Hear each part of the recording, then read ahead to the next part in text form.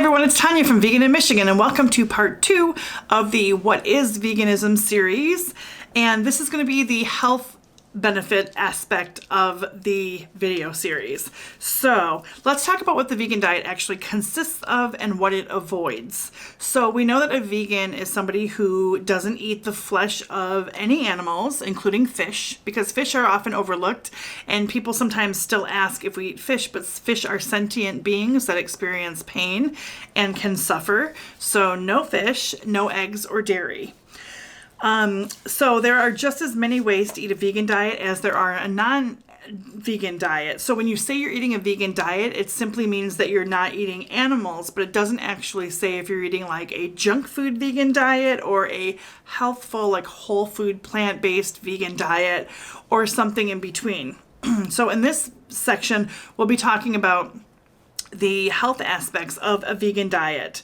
But again, veganism isn't necessarily just a diet. It's really about the ethics of not contributing to animal suffering. So the way you eat is really up to you as long as you're not eating animal products.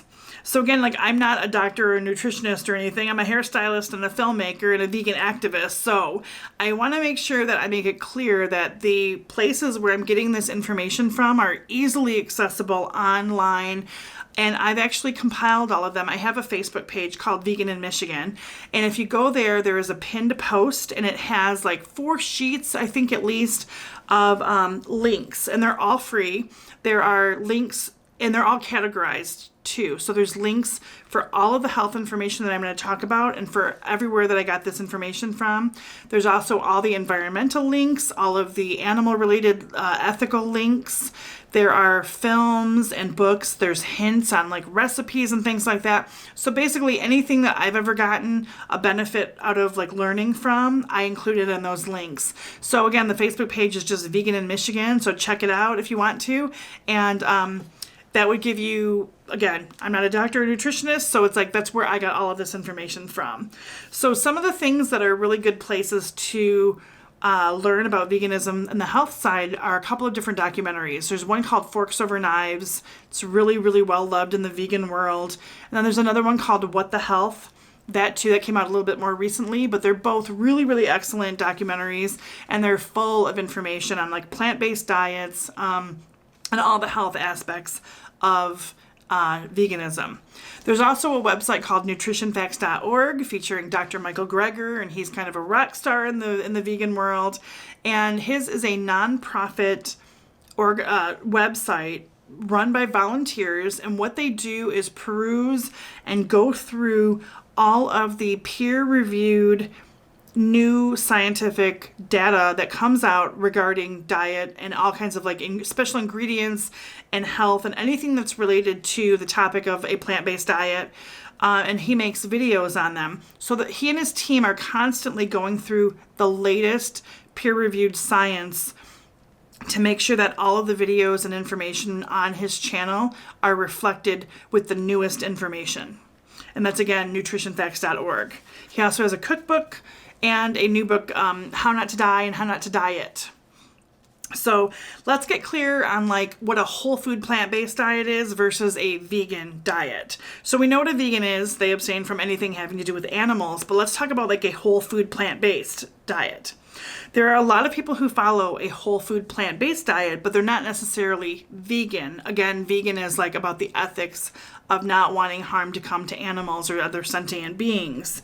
But a whole food plant-based diet can not only prevent and treat, but cure and also like reverse heart disease, the #1 killer.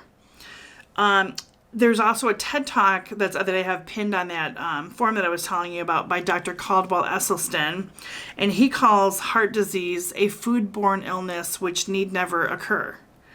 So that's pretty interesting. So most of the time, somebody following a whole food plant-based diet, they stay away also as much as they can from like sugar, oil, and salt.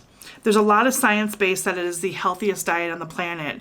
And again, Dr. Esselstyn, he actually discovered that, again, it can reverse heart disease. That information, that TED Talk is really, really good if you want to check that out. So some things to like think about is that like cholesterol, it's only found in animal foods and not found in any plant foods.